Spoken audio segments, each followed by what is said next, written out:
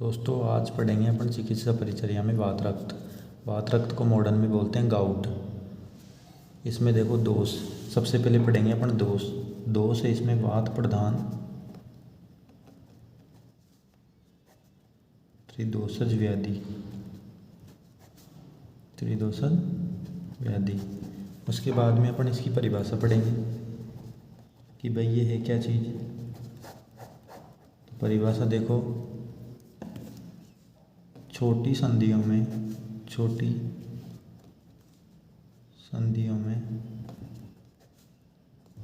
शोथ, शूल एवं विवरणता होना ही वात रक्त कहलाता है। इसके बाद में अपन पढ़ेंगे इसके निदान।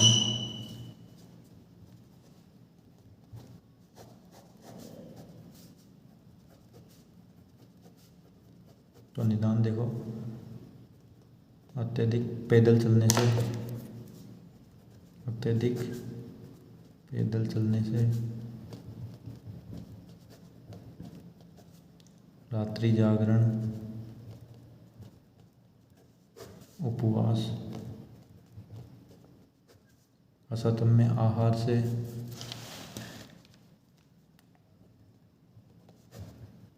असतम्य आहार विहार से, विरुद्धाहार, पंचकर्म का हीन मिथ्या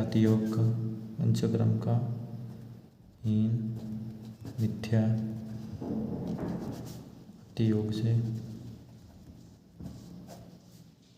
अभिघात से,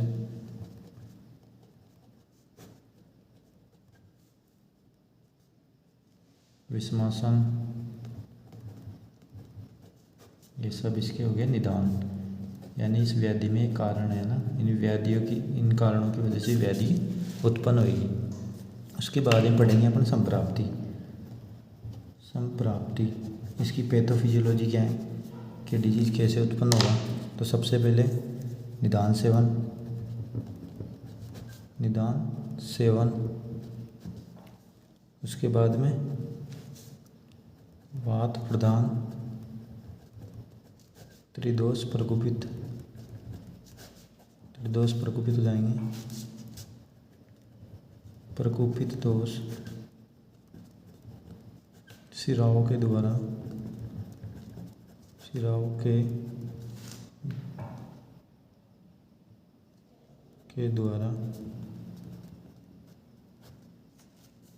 संधियों में गमन,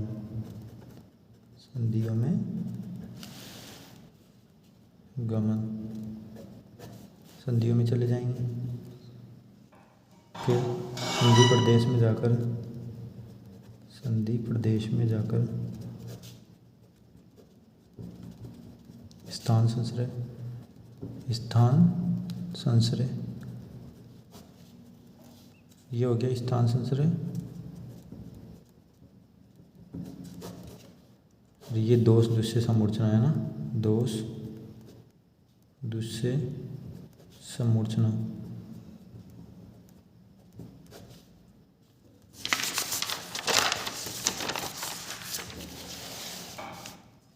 उसके बाद में वही छोटी संधियों में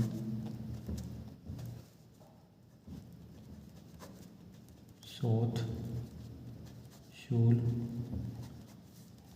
और विवरणता, ये परिभाषा हो जाएगी।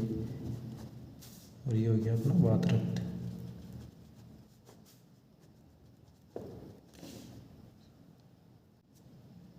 संप्राप्ति के बाद में अपन वात रक्त के भेद पढ़ेंगे। तो भेद इसके 3 होते हैं, उत्तान वात रक्त, गंभीर और उभयाश्रित वात रक्त। फिर भेद के अनुसार लक्षण पढ़ेंगे। वेदानुसार लक्षण। तो देखो पहला है उत्तान वातरक्त,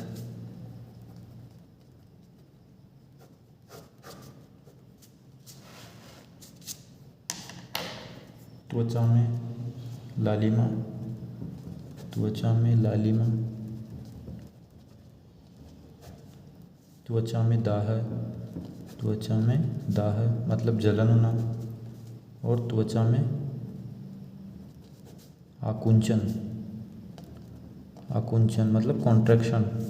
ये 3 लक्षण आ जाएंगे इसके। फिर गंभीर,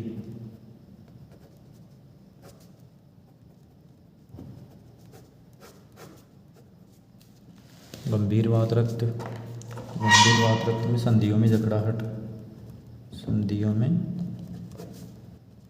जकड़ाहट,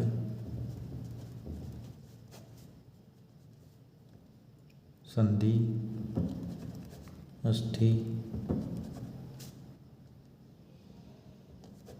मज्जा का टेढ़ा होना, टेढ़ा होना।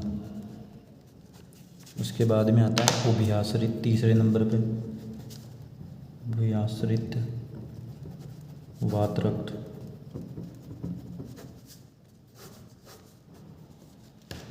इसमें देखो त्वचा और संधि दोनों की विकृति हो जाती है।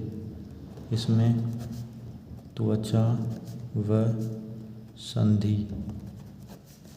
की विकृति होना।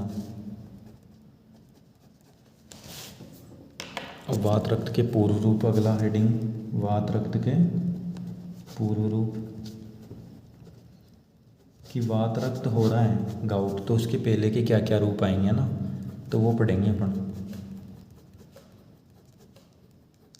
तो देखो संधियों में भेदन, स्फुटन, कंडू, गुरुता, शिथिलता,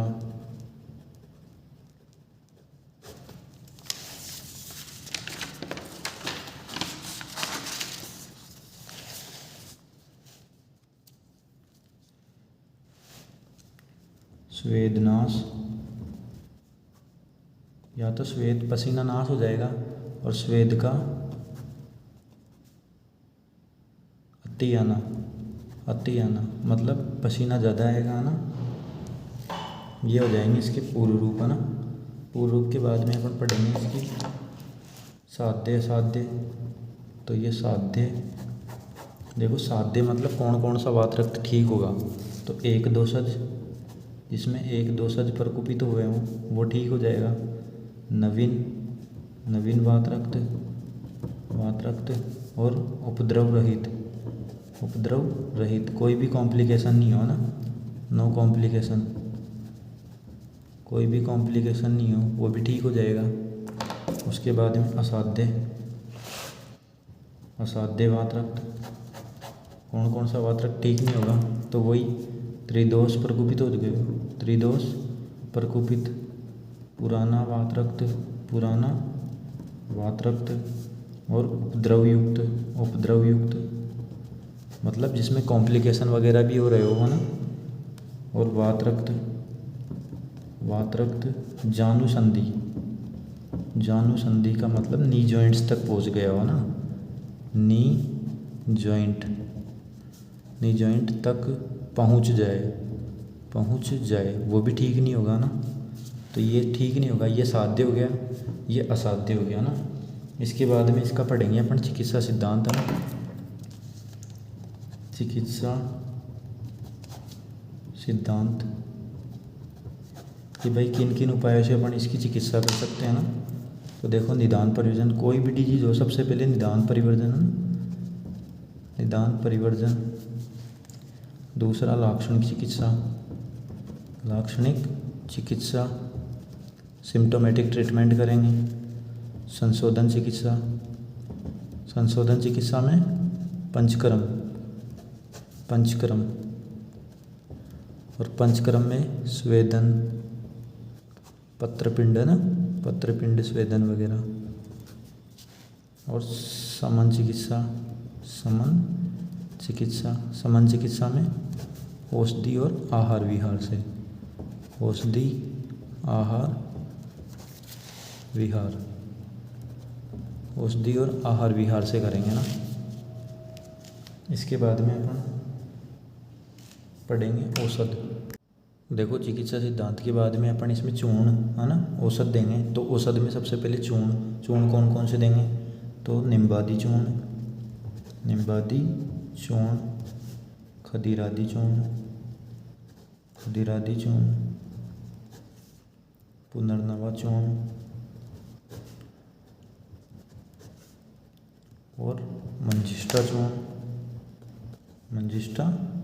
चूर्ण, अश्वगंधा भी दे सकते हैं ना, अश्वगंधा चूर्ण, क्योंकि कमजोरी हो जाएगी ना इसमें, तो ये चूर्ण देंगे। इनकी मात्रा वही 3 से 6 ग्राम सुबह शाम खाने के बाद है ना, खाने के बाद में देंगे। इसके बाद में अपन देंगे इसमें भस्म वगैरह, कौन कौन सी भस्म जो चूर्ण में मिक्स हो गया ना, तो भस्म, तो गुड़ूची सत्व देंगे, गुड़ूची सत्व और रसमाणिक्य ये दोनों देंगे 125 से 250 mg।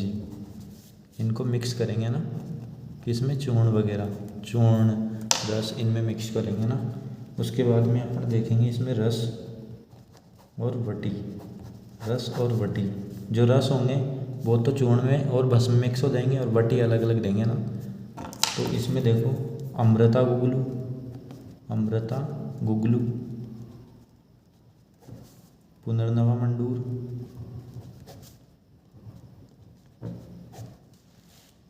चंद्रप्रभा वटी,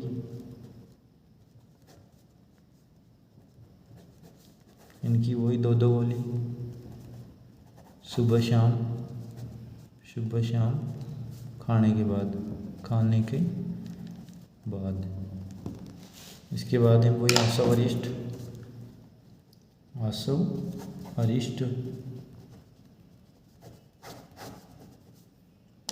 तो खदीर से बनी खदीरासव, ऐसे ही खदीरारिष्ट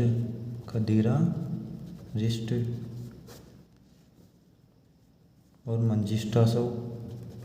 मंजिष्ठासव, इनकी वही 20-20 ml बराबर पानी के साथ सुबह शाम खाने के बाद है ना, खाने के बाद। इसके बाद में देखो तेल, स्थानिक प्रयोग करेंगे तेल का ना, जिस स्थान पर गाउट हो रखा है ना उस स्थान पर अपन तेल का प्रयोग करेंगे। तो इसमें अपन मधुयष्टि तेल, निम्बादि तेल और महामरीच्यादि तेल, इन तेल तीनों का अभ्यंग करेंगे ना, पंचकर्म है ना, संशोधन के रूप में अपन इसका प्रयोग करेंगे। इसके बाद में अपन पढ़ेंगे इसमें पथ्य, कुआथ है ना, कुआथ भी देखते हैं, कुआथ कौन कौन से हैं, काढ़ा वगैरह कौन कौन सा देंगे अपन इसमें, तो मंजिष्ठादि कुआथ, गुड़ूची कुआथ, निम्बादि कुआथ। अब पढ़ेंगे अपन इसके बाद में पथ्य है ना, ये इम्पोर्टेंट है देखो, पथ्य। तो पथ्य अपन क्या क्या देंगे ना, तो पथ्य में देखो चावल, पौष्टिक आहार, हरी पत्तेदार सब्जियां,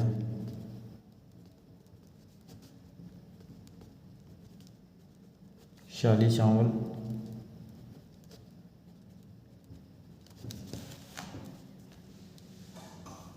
शतावरी, अभ्यंग करेंगे ना, ये भी पथ्य में आ जाएगा, चना, ये सब है ना, ये सब पथ्य में आ गए। अब इधर पढ़ते हैं अपथ्य, मतलब ये पेशेंट को नहीं देने अपन को ना, ये चीज़ों को सेवन नहीं करवाना। तो कटु पदार्थ, कटु उष्ण पदार्थ है ना, कटु और उष्ण गर्म, कटु उष्ण पदार्थ, कुल्थी, दही, दिवाशयन, दिन में नहीं सोना, आतप सेवन, व्यायाम और धूप सेवन, ये नहीं करना ना। कटु उष्ण पदार्थ का सेवन नहीं करना, कुल्थी, दही, दिवाशयन, आतप सेवन, व्यायाम और धूप सेवन। तो ये अपना हो गया वात रक्त, गाउट है ना। ये बहुत ज़्यादा इंपॉर्टेंट है, क्वेश्चन आता है ना 20 नंबर में, ठीक है।